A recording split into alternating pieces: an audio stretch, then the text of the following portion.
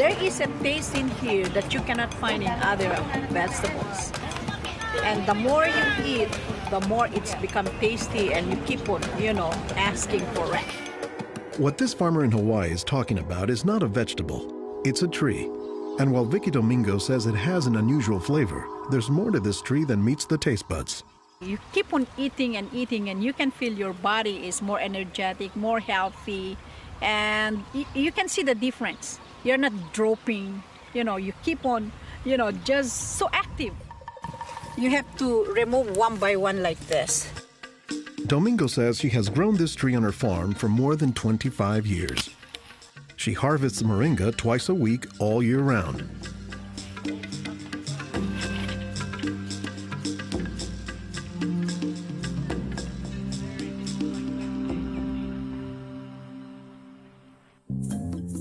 Every week, Domingo sends 1,000 pounds of moringa to the mainland. The rest of it ends up here at a Honolulu farmer's market, where most of her customers have eaten it their entire lives. Well, in the Philippines, it's a third country. In other words, not a rich country.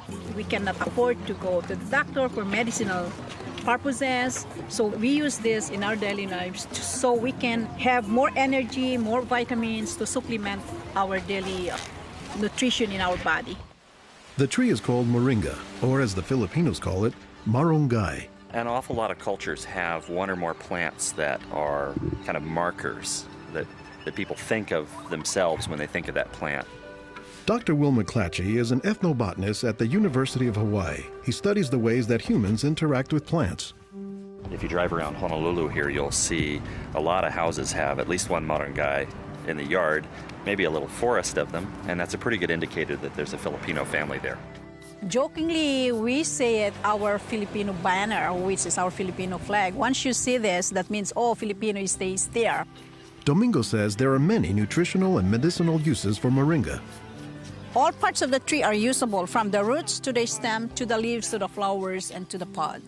The roots, you can use that as a tea. And then the trunk, you can scrape it, squeeze it, get the juice, put in your cut skin, and your skin will heal. Some of this may be folktale, but some cultures have used moringa as a medicinal plant for thousands of years. McClatchy says moringa is worthy of its reputation as a tree with unusual nutritional properties. Thank you. Moringa is one of these trees that is a multi-purpose plant that fulfills such a high percentage of kind of basic needs that when people get used to using it, they really can't see what it's like to live without it.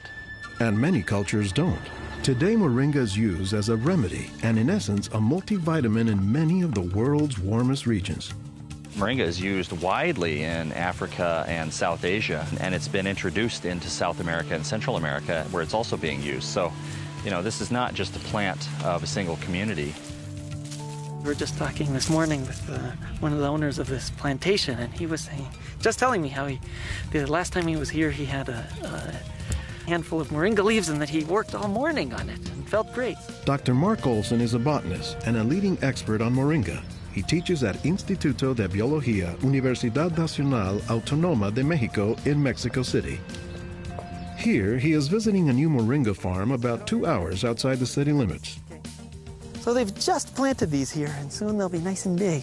Olson says that while moringa can grow in places like Mexico or Hawaii, the tree is native to arid subtropical regions, places like Africa and southern India, hot places where moringa has proven its persistence.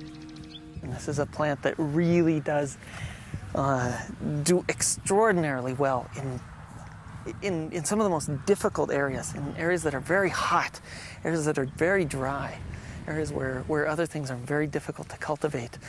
Look at the little tuber there. This is one of the reasons it survives so well in dry areas. Also, they're storing lots of water in the wood. So that's one of the reasons this is such a remarkable tree. They don't have particularly deep roots. That's sort of a myth about moringas, that they survive because they have deep roots. No, they're storing water in their roots in their trunk. But moringa, says Olson, does a lot more than just survive, despite the tree's sometimes scraggly appearance. I don't think they're actually the most attractive tree. They're more a tree that you look at and you sort of love the way you love a scruffy friend or a scruffy dog. Because the branches sort of splay here and there, and they get burdened down with huge quantities of fruits on them. And that's actually what makes the tree so remarkable, is that it's such a generous tree. And that's because people have found multiple uses for so much of the tree, including its seeds. They're full of oil. You press the seeds, and then this wonderful aromatic oil comes oozing out, which you can use for cooking, you can use for cosmetics or lubrication or whatever. And the cake, the press cake, the stuff that's left over after pressing the seed, that is what's used for water purification. Water purification, Olson says, is especially useful in developing countries where clean water is hard to come by. But the benefits don't stop there. Some of the things I think are most exciting about moringa is, for example, the high vitamin content. There's a lot of vitamin A in the leaves. And worldwide, that's a problem. A lot of people have problems in development of their eyes because they don't have enough vitamin A. Moringa's vitamin A content, and its content of vitamins in general, has caught the attention of scientists around the world. So I started to read about moringa, and I was absolutely amazed about the richness in nutrients, in many antioxidant compounds, in vitamins. Dr. Monica Marcoux is a pharmacologist who has studied many plants. She has done extensive research on moringa and says it has significant nutritional potency. This subject is one of the topics of her recently published book, Miracle Tree. To me, it was just a natural pathway from my scientific background and my love for trees to writing this exciting book on one of the most exciting and extraordinary trees of our world. Marcoux spends much of her time looking at trees and plants, both as a pharmacologist and as an artist. While Marcoux, the nature photographer, is grabbing shots of plants, Marcoux, the pharmacologist, says she has a bigger concern. We are having an epidemic of cancer and cardiovascular diseases and many other chronic diseases. It's because we basically do not eat what we are supposed to eat. Most of the plants are famous for a particular type of nutrient, like for instance, the orange or the lemon is famous for a high content of vitamin C. The spinach, for instance, on the other hand, is famous for its iron content. Moringa is very unusual because this single plant contains a wide variety of nutrients, but also in quite very high amounts. Marcoux says this concentration of nutrients combined with low calories and low sodium content makes moringa an ideal energy food or supplement that can help offset the typically unhealthy Western diet. Many of the Westerners are also deficient in antioxidant and anti-aging substances that are mostly found in plants. Antioxidants, according to the National Institutes of Health, protect the body's cells and may prevent cancer. And Marcoux says moringa is a treasure trove of antioxidants that happen to work hand in hand. Antioxidant substances and antioxidant vitamins work together in the body. For instance, it's known that selenium works better in the presence of vitamin E. Moringa has high amounts of selenium and has also vitamin E. While many plants contain antioxidants, Dr. McClatchy says that moringa is also high in the nutrients we usually associate with meat. Moringa is well known for being a good source of leafy green vegetable protein. And you don't get a lot of protein out of many vegetable foods other than like beans and things like that. So getting it out of the leaves is really a big deal. And while there are a few other plants like soy that are protein rich, Olson says moringa is special. I have a lot of food allergies. I'm allergic to wheat, I'm allergic to eggs. Soy tends to be a fairly highly allergenic food. It causes allergies easily in many people. We think that this is because of the form that some of the proteins are in soy. They're apparently in a form that's very simple and fairly easy for the body to assimilate in moringa. According to the United States Department of Agriculture, moringa contains 18 of the 20 amino acids, building blocks of proteins that are found in the human body. And, says Marcoux, moringa is one of the few plants that contains all of the essential amino acids. Moringa contains all the 9 essential amino acids that actually we cannot produce. Their presence, but also their ratio, is very beneficial, and it is estimated that this ratio is very good for absorption and for being bioavailable to our bodies. Further research is needed to establish the bioavailability of all of moringa's nutrients. But in some places, scientific studies may be too long a pursuit and take a back seat to a harsh reality. In most of sub-Saharan Africa, any baby has a 20% chance of dying before he reaches the age of 5. In some countries, up to 40%. And even those who survive past the age of 5, up to half or more will suffer from malnourished physical and mental development. C'est des lésions de malnutrition. These are lesions caused by malnutrition around the neck and around the waist. They are dry now, but will become permanent scars.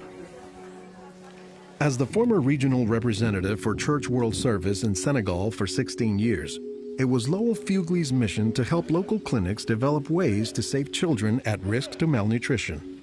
Having been born myself into a middle-class American family, I thought it was just by chance that I was born in these conditions and not in the condition of a poor African family in the bush of Africa and living a malnourished life. And so I have a certain obligation to share what I received. In his quest to combat malnutrition, Fugley came across Moringa in the late 1990s. It contains more vitamins and minerals in various combinations than you find in any other possible vegetable. And I thought to myself, if this source of nutrition could be made available at the village level, then this could be a very effective tool in preventing malnutrition. What Fugley says he didn't know at the time was that the Senegalese people were already familiar with Moringa. It was only through a Peace Corps volunteer working in forestry who told me that, oh, Moringa is already growing in Senegal. Not only was it growing, the people had been using it for generations. Only they didn't refer to it as Moringa. They called it nebedai, which Fugley suspects comes from the English words never die, after the tree's resilience. I ask any Senegalese, do you know the nebedai tree? Oh, yes, my mother makes a sauce from the leaves of this tree. We call it mboum. Every Senegalese knew this tree. The problem, says Fugley, was that it was prepared and used in ways that diminish Moringa's nutritive contents.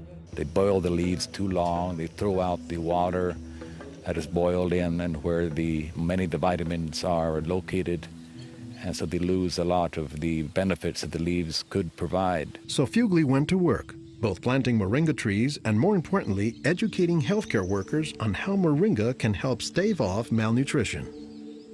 Regarde tonton. Regarde celui-là. Regarde tonton. Tu as vu? Non, non, celui-là même. Pour le moringa. I was trained in 1998, and right away we saw the virtues of using moringa because of its very high nutritional value. So we began using it right away on an experimental basis. Après la formation con le moringa. Healthcare workers learned to grow their own moringa trees, dry the leaves, and pound them into powder, maintaining all the nutrients. Nursing mothers were taught to add a spoonful of moringa to their food morning, day, and night to increase their milk production. They were also told to add moringa to all of their family's meals. When we introduced this tree in Senegal, or uses of the tree and different ways of using it, the reactions of the people there was that, well, this is our tree. You know, you're just adding on what we know already. As people changed their habits, Fugley says the results were clear, especially among children. They'll look happier, they'll have more energy, they'll smile. When they came to the clinic, limp, eyes drooping, no energy, and within 3 weeks, you see them bigger, healthier, and smiling.